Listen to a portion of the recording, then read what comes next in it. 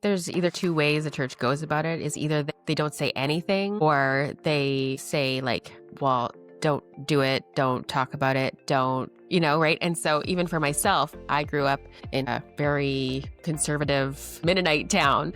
And so in that aspect too, sex ed wasn't taught in school. They weren't going to talk about it at church. Like, of course not. There's just so many things where you're just left wondering. And I think maybe the church is scared to have those conversations. They're scared if they put sex in a positive light that people are going to want to go do it. Like, I think it just does such a disservice to those who are engaged, or like people who do want to get married and have sex one day.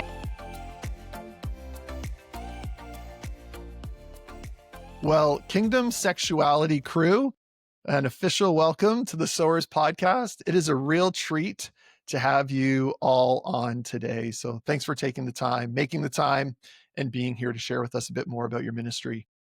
Yeah, we're excited to be here. Yeah, thank you. One thing that I do on the podcast, I usually get people's background and stories. So today, we could take the whole time just talking about each of your individual backgrounds and stories, which we won't do. But today, why don't you share with me the origin story of Kingdom Sexuality? How did your own personal journeys shape and bring together a vision for this ministry? And how did the three of you as friends get to the place where you said, we should start a ministry about this? So feel free, any of you, to give us a little bit of that teaser and the intro to the ministry. Well, fun fact, we were actually all strangers before the podcast began. So, but I'll start it off with maybe my personal journey that led to the starting of Kingdom Sexuality. So back in 2019, I had my first baby. And in that season, after having him, when you couldn't have sex, I was like, okay, like sex before was fine, but I was like, I know there's got to be more to this. And so I started digging into resources, trying to find Christian resources, non-Christian resources. Like, okay, like simple things like, simple, my own anatomy, or like orgasms, random things like that. Sorry if you don't often get the word orgasm on your podcast. No problem. So like trying to do the research and like, okay, how can I level up my sex life? And it's just, one, I had troubles finding Christian wholesome resources. But two, it also spurred me to have these conversations with my friends, which was really amazing to hear them say like, oh my goodness, I'm so glad you brought this up, because I had questions too, where I've just been waiting for someone to ask. Like, I'd love to talk about this, but no one ever really talks about it. And so that whole year, so from 2019 to 2020, it was just like ruminating in my heart, and I was praying about it and like talking to some mentors, like, what does this look like? Like, is this my local church that I have this passion for? Like, what's the purpose of it?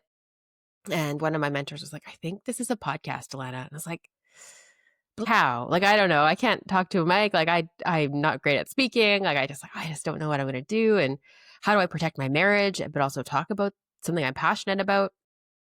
And a friend reached out, and she was like, in the May of 2020, she's like, hey, you've been crossing my mind. I've been thinking about doing something about like intimacy and marriage on like my Instagram account. Do you want to connect? And so we connected, and her and I started Kingdom Sexuality, the podcast and stuff, back in 2020. Then in some ebbs and flows, like her father-in-law passed away, so she was really busy. So anyways, we were in the span of time, it was like 2022, and we're like, man, like we'd love to share some content geared towards men. That would be fantastic, right? Because we have this audience at that point. Right. It's mostly women, wives, which was great. But we're like, okay, how can we reach these men as well? Because they often have questions. So Thursday was going to be our day. We'll put out like tips for the men kind of thing, helping them out. And Kyle, the same day we put that story in our Instagram saying we're going to have content for men, we got a DM from Kyle saying, hey, if you ever want an actual guy to help out and have these conversations, like, let me know. I'd be totally interested in, joining the team, having never met Kyle before in my life, right? And so we had a conversation, and Kyle joined the team. Wow. Now, Tiera, were you that other person at that stage? Nope, I haven't entered the story yet. Okay, so keep going. What's then the origin story of Tiera? And Kyle, that just sounds like incredibly bold. Like, hey, do you want me on your podcast? Like, way to go. Yeah. So back up to May of 2021 here in my own personal journey. And actually, we'll back up even further. I first was exposed to pornography in grade 6. I was 11 years old. And by the time I hit high school, that had morphed into a full-blown addiction. And that kind of held a grip on me all the way through until I met my wife, and her mentor basically said, hey, you guys have both just come out of really long-term relationships, and it's clear you guys are heading towards marriage. But before you do, I want you to do this program called Freedom Session. And for those who are not familiar, Freedom Session is basically like a Christian 12-step program. And so I went through that with her at the same time, like crazy best premarital counseling you can ever get, because nothing is left off the table. And I figured, okay, with this, and I'm getting married, we're going to start having sex. That's going to totally fix things. And it, quote unquote, did for about 6 months. And then it kind of got a grip of me again. And everything kind of came to a head in May of 2021. I had a bad covenant eyes report, and it was kind of like, I don't want to say an ultimatum, but in a way it was a little bit of an ultimatum of my wife saying, you need help and this has to stop. And so I reached out to the counselor who we'd done marriage counseling with. We try to go once a year. And so I reached out to him and said, hey, I'm going through this, but like I need to take some recovery seriously here. Like, where do I go? And so he referred me to a local guy who does this ministry. His whole kind of counseling is around helping couples through this. And then he has a separate program for men. And so I went through about 6 weeks of one-on-one, they call it like addiction coaching. Okay. And then alongside doing group, I hit a year clean, May of 2022. And I kind of was feeling like, okay, like I'm doing well here. I know this is not something that is exclusive to me. I know there's other people going through this. I know there's other marriages going through this. And so I was kind of thinking, like, how can I use my story to do a little bit of good here? And around that same time, my wife had found Kingdom Sexuality on Instagram from an Instagram reel. And so she followed them, sent it to me. I started following. And then I saw that story that Alana just talked about. And I said, okay, maybe this is the thing. And so I didn't even tell my wife. I just responded right away and was like, hey, if you guys ever need a guy to join the team, like I'm very interested. And then, I kind of jumped in and provided the male aspect of team and the viewpoints of a man through all of these things, which I think was been great and super beneficial. And then as soon as I joined, the original girl who had started it with Alana left. So now it was me and Alana doing this podcast. And pretty quickly it was like, okay, I think we need a third person. One, just for like the perception of this podcast of two unmarried opposite sex people talking about sex. Mm-hmm. But also it was growing so much that it was becoming too much for the two of us. And there was this glaring hole of, I'm not good at this. You're not good at this. We need someone who's good at that. Wow. And so we put it out as a one-liner in an episode and just said, hey, if you're interested in joining the team, we're looking for someone. And we never mentioned it again because we wanted someone who A, listened to the podcast, and B, was obviously going to be compelled to reach out after just hearing a short one-liner. Mm-hmm. And we had 2 people reach out, and I can take it from here now. Tiera was one of them, and she reached out, and we had this big questionnaire that Alana and I had done. And then, go ahead, Tiera. Yeah, and so for one of the couples that they interviewed on the podcast is a good friend of mine and mentor. And so I was telling her, I was kind of going through a journey of really wanting to get more into women's health. And I had started a fertility doula program but I also really liked the aspect of like teaching women about orgasm and pleasure and all of that, especially in the Christian world. And she was like, oh, have you heard of Kingdom Sexuality? You might be interested. Like they're based out of Kamloops, BC. And in my head, I was like, from Kamloops, huh? Well, probably not that big. I looked them up and it was like, no, actually they have a huge following. Anyway, I started listening and loved the episodes I was hearing. And then heard that call out that they did. And it was like, oh, that would be so fun. Like I would love that. But in my life at that moment in time, I had a lot going on. I'm switching jobs. At that point I had kind of I'm really entrepreneurial minded. I love going on God adventures wherever I feel like he's calling me to go. And so hearing this, I was like, this would be perfect. I would love it. But I'm like, I'm pretty tapped out. Like, I don't know if I can handle doing another thing. And so I was like, okay, I just need my husband to be on board. So I'm like, God, if this is you need my husband to say yes to this. And right. I was not expecting a yes because he's a school teacher. There's no way he would want me talking about sex to anybody, like to the world.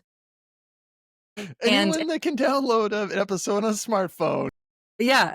Yeah. And then just with how much I had going on with my other stuff. And so I was like, hey, babe, that podcast I've been listening to, they are asking, like, they're looking for a third team member. And he was like, oh, have you applied yet? I was like, Wow. no, like, don't we need to talk about it? And he's like, no, God just seems to open doors for you. This seems like one of them. Like, go do it. Mm-hmm.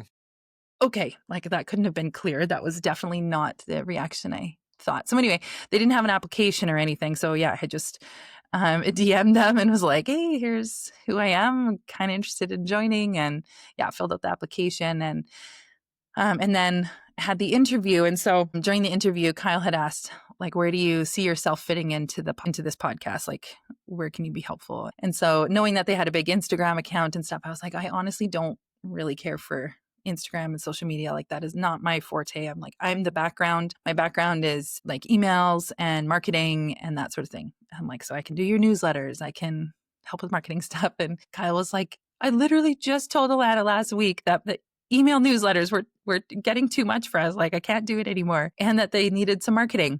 And so like, I literally had the two needs that needed to be filled. Mm-hmm. So in that call, it was like, yep, you're hired. Yeah. Yeah. Wow. So God just totally placed all of us in the right time and place. And like, even how the three of us work together, like, God has really just been so a part of it. The way that we all get along so well to run a business, to do podcasting, to create resources, like, we all just have skills that complement each other. Wow. Now, a couple of things. I mean, I've got a ton of questions I could ask each of you individually for each of your stories that brought you into this. But I think it would be helpful to maybe get to some common themes. One, you're all Canadian. So I think people will be, encouraged to hear, yeah, like, you probably have a US audience and people in the US that are following Kingdom Sexuality, but you're all Canadian. You're based out of British Columbia. But then the third thing, which is really, when you're trying to sell an idea, it's like, what is the market? And for the three of you, it was, there is a gap in the church, in my local church, in what seems to be the Christian community, that we're just not talking about sexuality. I mean, we get our sexuality teaching and training in elementary school. Maybe you get the sex talk from a youth pastor if you're part of a, but it's usually not very detailed. And then it's like a free for all with movies, call her daddy. Like, there's not a Christian space. I mean, I addressed it when I was pastoring. I taught through Song of Songs and talked about in detail about the differences between male and female sexuality and orgasm for a man versus a woman and pleasure and things of that nature. It was a great church growth series, but it was also quite honestly, people were so thankful that I was willing to say the things that I did. I mean, this old woman, 75, 80 years old, sitting in the front, and I said penis, and she told her missional community that week, I could not believe that he said that word, and I just had to sit and read my Bible and pretend he was not saying that word. But that really came from a pastoral heart of hearing people's stories, of hearing their own journey and going, we're not providing the biblical sexual ethic. If we believe that God created male and female and that in the original design, they were both naked, and God wasn't going, what are you doing with those parts? But he was celebrating their intimacy. And then shame comes in, which makes us want to cover ourselves up. And that can then, well, as you guys know from probably hearing from knowing your own stories and other people's, it's like, then that enters into the marriage bed with a Christian couple, and suddenly they're not expressing themselves with one another. So in some sense, I answered a little bit of the question, but why do you think that there is this gap? Because you guys, I'm sure, are getting, listeners are writing in and sending you things like, why is the gap there? And where did you see like the real need to step into it? Yeah. I mean, I think there's either kind of two ways the church goes about it, is either they don't say anything, or they say like, well, don't do it, don't talk about it, don't, right? And so even for myself, like, I grew up in like a very conservative sort of, almost like a Mennonite town.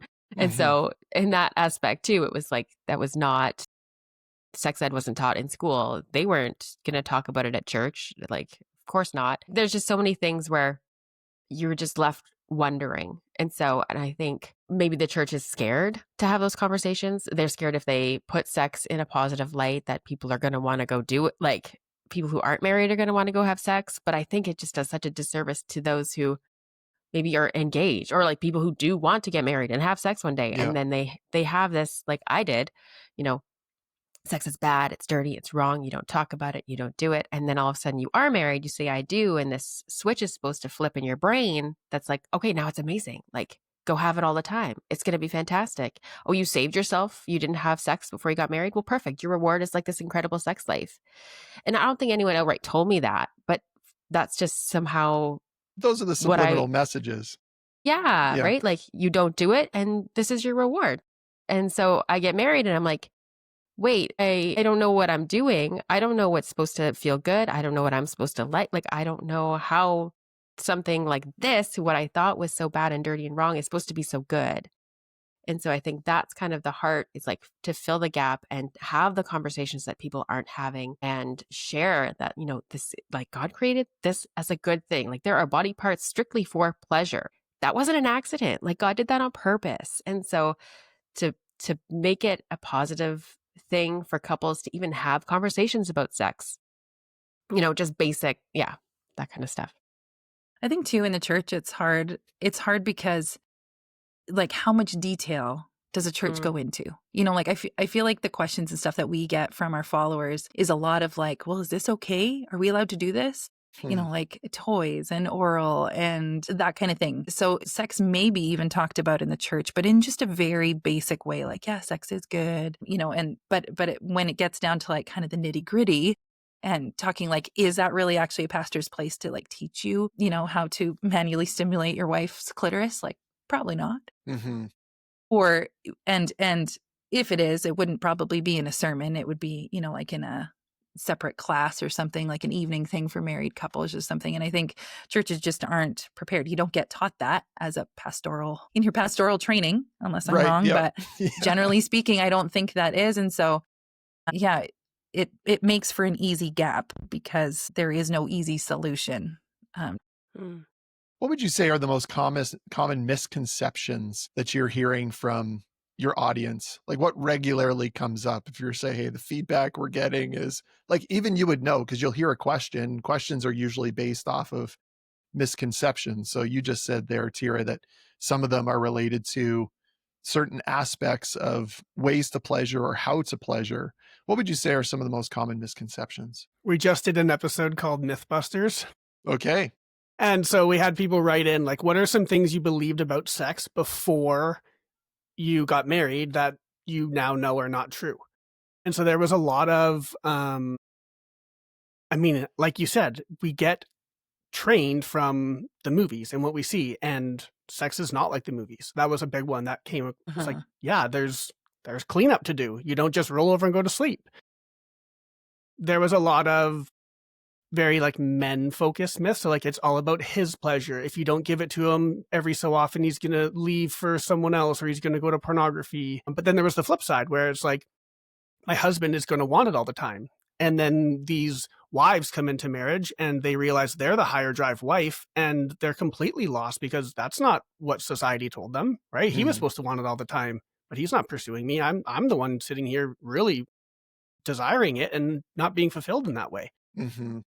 But I would say the overall themes, like the ones that keep repeating themselves, are definitely around drives, right? There's opposite drives. People who get married never have the same drive. So there's always that kind of conflict to deal with.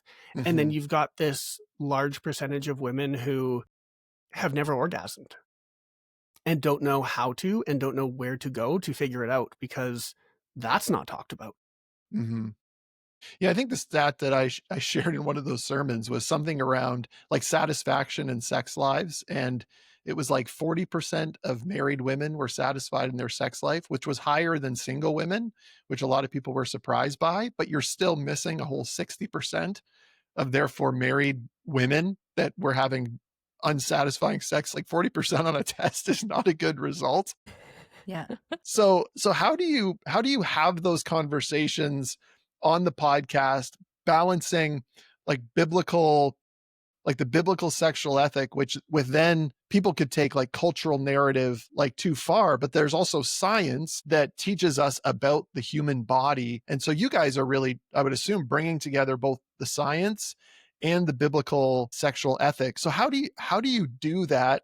And I'm sure that then there's potential areas that go, man, like based upon your relationship, trust the Lord and decide upon what you're both feeling comfortable with. Like, how do you manage those conversations and those topics? I Totally. I would think say like exactly like you said though, where it's like a lot of this maybe isn't outright in the Bible, right? Like specific things like Tiera mentioned before, like toys or oral, like, or Yeah. is it specifically in there? Like, can you find a verse telling me yes or no? And so it's a lot of like, you know what?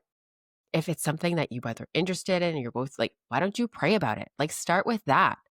Like taking the time to like, okay, Lord, like, is this something that we both are like enthusiastic about and like feeling comfortable with? And so just, I think encouraging a lot of conversation. That's probably the main way we frame most of the difficult topics is like, you need to be communicating about this because there's so many opportunities for like unmet expectations because you just Mm. haven't voiced those expectations. But Kyle, what were you going to say? Yeah, I was going to say we did a series recently called Fundamentals of Healthy Sexuality, and we kind of went back to the basics of, okay, this is the foundation that you need. Like, you should probably both know about your own anatomy, and you should know about each other's anatomy.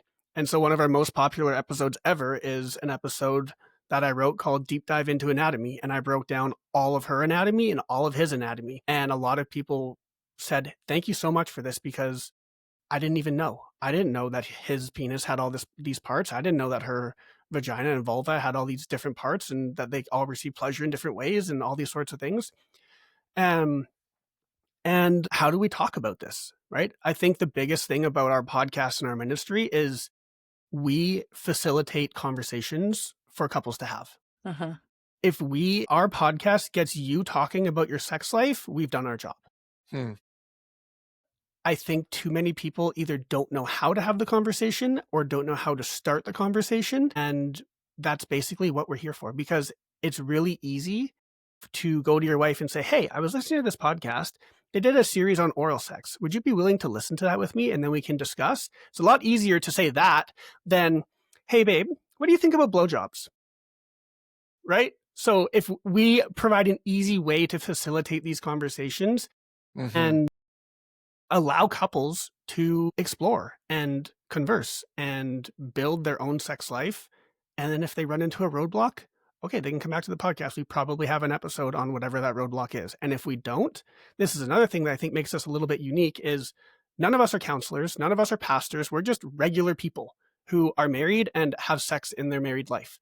And so every time we talk about a topic, you get 3 different perspectives from 3 different marriages. And we're able to hopefully provide a perspective that relates to someone based on whatever the topic is or the roadblock is that they've come across. And if we can't, well, we've got amazing partners that provide counseling and Christian sex therapy, and we will just refer you to them. Yeah. I think another thing too to help the couples communicate is, even through our Instagram, like that's one of our biggest platforms, is that we use humor in it as well. So it really lightens the big topic of sex, Right. and so if you follow us, you're constantly seeing every day a new reel, a new thing. And so the more exposure you have to seeing sex in a healthy, godly way, that not only provides some humor, but also like we have connect questions and stuff like that actually go deep, and prayers for your marriage for that day. And so it starts lightening that load and like, okay, maybe this is something I can talk about. This doesn't seem like such a scary taboo topic anymore. And then of course our episodes too that go into deep dive, but just to be exposed to the exposure of talking about sex too can really help couples start talking about it. What has surprised you as far as the feedback that you've gotten from churches, individuals, and then even critics? I mean, you guys are out there now, 200,000 plus Instagram followers. I've not seen your Facebook page, but only heard others who are engaging on it, probably both Christian and non-Christian. Like how do you manage the feedback, and what surprised you? And what are you kind of going, okay, that's like, I remember hearing from someone say, there's not truth in every criticism, but there's something to learn from every criticism potentially. Like what has surprised you and how people have responded to your content, both positively and negatively? I'll start with a positive one. That was one of my favorite. So it was 2 Christmases ago. We decided to do our first sex challenge for sale. And so it was called the 12 Days of Sexmas. And I created it just punning the 12 Days of Sexmas, like all the different days, and making them into sex positions. And so it was 12 days of these funny things. And we sold so many. And we had people write in saying how this changed their marriage. Like older couples who had been married for, 10 plus years and being like, we've never experienced this type of pleasure before. We're talking about things and we were like, this has taken us to the whole new level. Like, thank you for changing our lives. Like that was literally just like a for fun. Right. There was no, we hoped that it would bring some fun and, goodness to a marriage, but not like to life-changing capacity. Right. So I think those are my favorite ones that we get are the things that we've done kind of for fun, but God still uses them for tremendous impact. Yeah. I'm trying to think of, like, I think often it's just because we're just in it. And so like our brains are thinking, next things, we're thinking podcast episodes, we're like, thinking the business stuff or whatever. And it's just, I think, really healthy to get these occasional messages that are like, oh my goodness, thank you so much for this episode on this specific thing. Like we did one on like a hire drive wife, and the amount of DMs we've gotten, like I was in tears listening to this episode and I feel so much freedom. Like I feel so seen being the one who pursues my husband or whatever, like just messages like that. You're like, it's so humbling. And you're like, wow, this is something that, like maybe it doesn't feel like it can be making a big difference because we just are just, okay, what are we going to talk about today and whatever, right? But when like the meat of it is actually touching someone and changing a marriage, it's like, what? Right. Like that's the whole point. And it's a really good reminder. It just kind of sets you back on track. I'll take the criticism side. Yeah. Well, I just would just imagine that like you're opening up a can that very few people are willing to open up. So you're going to get a lot of different responses from people. And now as your following has continued to grow, I imagine there's some of that there. So Kyle, dig into that a little bit. Overall, I would say the biggest criticism is how dare you 3 unmarried people, as in not married to each other, be talking about sex. That is the biggest criticism we get overall. In fact, there's a reel that we've made where it's Alana and I looking at each other, and then as the camera zooms out, we're actually standing beside our spouses, and the whole thing is like, hey, we're not married to each other, and we have this podcast about sex, and it's a good thing.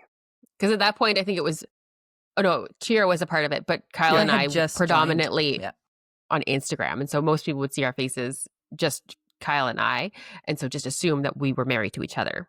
Yeah. And every single time we post that, there is so much criticism in the comments. We've reposted it 3 times now. We just reposted it again. And I think the one thing that people don't realize is we didn't just come into this like willy-nilly. Like we thought about this. We got our spouse's approval. We got mentor approval. We got wisdom from outside sources. Like, is this okay? What do you think? And we set boundaries. Like when it was just Alana and I, one, we had the benefit of not being in the same city. So we were never like alone together recording a podcast. But we have boundaries in place. We don't travel together. Like we did a retreat earlier. My wife came with. Like we have all these boundaries in place, and people, once they are willing to hear us, the response is actually very positive. There have been several times where people have reached out and said, some sort of criticism, and we'll voice record a message back to them. Say, hey, like, thank you for this criticism. Are you open to hearing, how we've gone about this? And when we do that, and when they're willing to listen, they're like, wow, like, I'm so sorry. Thank you for clearing that up for me. So, but it's the internet, right? People are willing to jump to conclusions and be critical and do their thing. And a lot of times you're going to get that. And a lot of times it's not worth responding, but anyone who's willing to listen usually has a positive response in the end. And the fun thing is too, if people comment something negative in any sort of content that we post, we won't respond, but our followers will. Yeah. And they'll defend us, and they'll be like, you guys obviously don't actually follow them, or you don't actually listen to this podcast, because you wouldn't say that if you listened to the podcast. I love it. Like we've had pastors respond, like, like where it will say, how, like this is so unbiblical. And then a pastor of ours will like, not of ours, but like one of our followers who's a pastor will say, well, actually, I'm a pastor and I fully, validate everything that they're saying. And Yeah. Yeah. It's interesting. I did a leadership intensive with Dr. Henry Cloud and Dr. John Townsend. There was like 40 of us with the two of them. It was absolutely amazing. And they were talking about Christian spiritual maturity. And they said a lot of times one of the reasons that men and women don't go to the depth of their spiritual maturity is because they're only getting feedback from men and they're only getting feedback from women. And their encouragement was we need to have environments where, like, let's say a guy is coming and he's confessing something like pornography. Imagine he had a sister in Christ say, I forgive you, Hmm. or I hear you, I see you, I am grateful that you were willing to share that with me, and I'm going to hold you accountable as a sister in Christ to your own growth and maturity. Now they didn't, they're also the boundaries guys, so they talk about, boundaries that you need to have in place, but they did talk about in Christian community the lack of growth between men with other sisters in Christ and women at times with other brothers in Christ. And so in some sense maybe people are, this is I'm just hypothesizing, but they're lacking the nuance or the opportunity that you guys are creating by going to a depth of female and male friendship with one another that you guys have the opportunity to create with the permission of your spouses who they are probably your biggest fans, I would assume. Yeah. Yeah. Yeah, absolutely. I'd like to transition now just in the last about 10 minutes that we have. This podcast is all about sowing the gospel, the truth of Christ in the places we live, work, learn, and play. And some of that is through, the verbal proclamation of the gospel, the life, death, resurrection of Jesus Christ. But there's also the Christian ethic of life and why God created the world, why he created bodies and why he created sex and the place that it's for.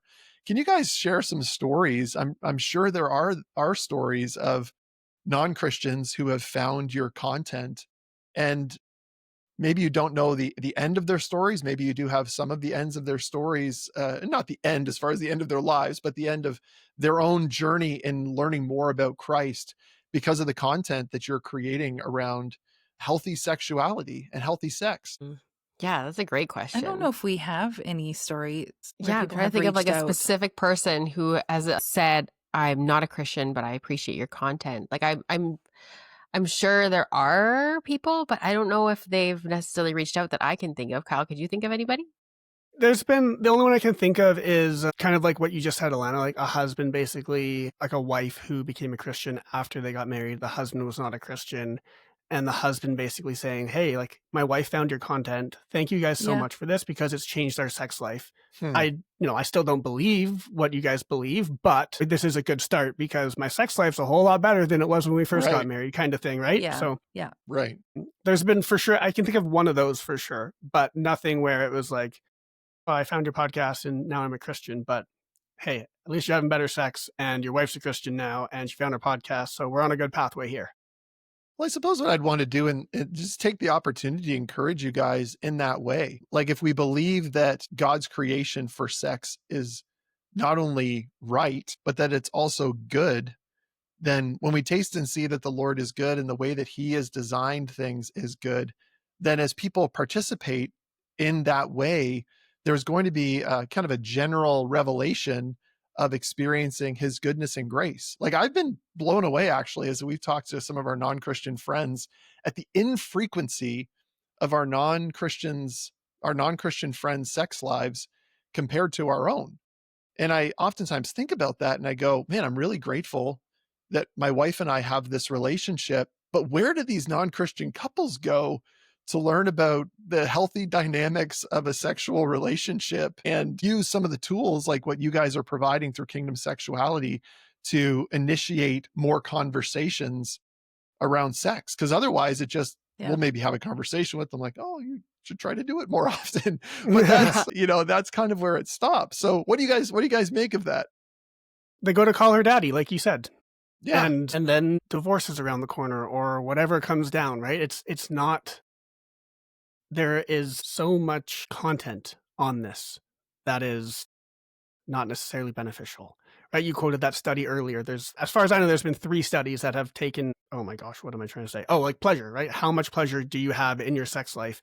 And the one that I can think of off the top of my head was single people, like one night stands and stuff, dating people, married people, and then they did all of those categories, and then they added married Christians.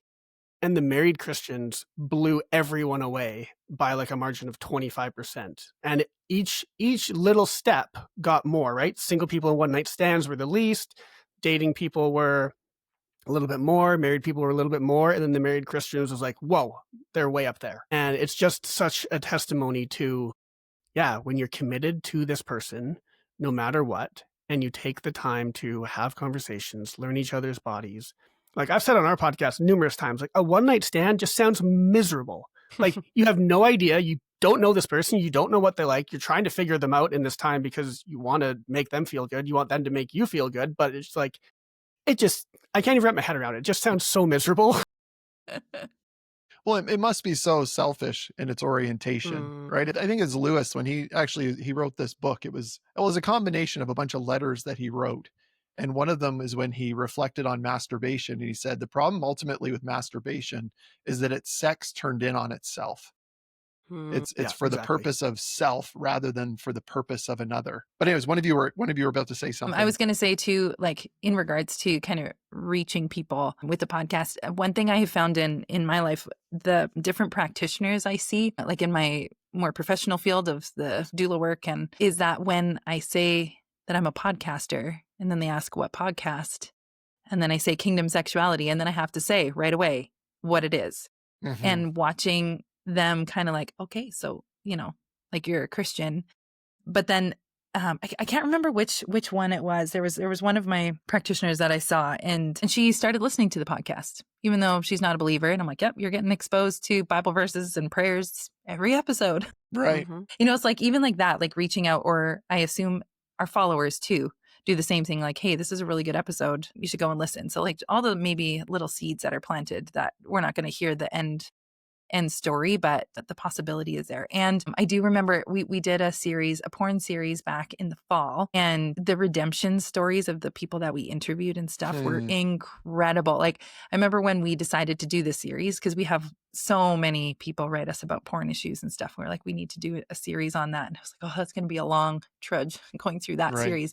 But it was actually like one of my favorite series, because you just hear and see God's goodness in every single one of those episodes. And in particular, one of them at the end, I was like, man, we should really do like an altar call at the end of this one. Like it seemed like it was so, you can't not feel the love of God in that episode. So I love that. And I hope that also reaches people and gets them to think about God differently. I'm glad you brought that up, Tiera, because that's a good point about this. When you talk about people, oh, what do you do for work? Oh, I'm a massage therapist and I podcast. Well, then of course, the first question, what do you do? So yeah, it has been actually a really good evangelistic tool. Yeah. Just because, hey, what do you talk about people? What's your name? What do you do for work? Those are like the first two questions, right? So it has been a really good evangelistic tool in that way. So yeah, I totally forgot about that, but that's a great point.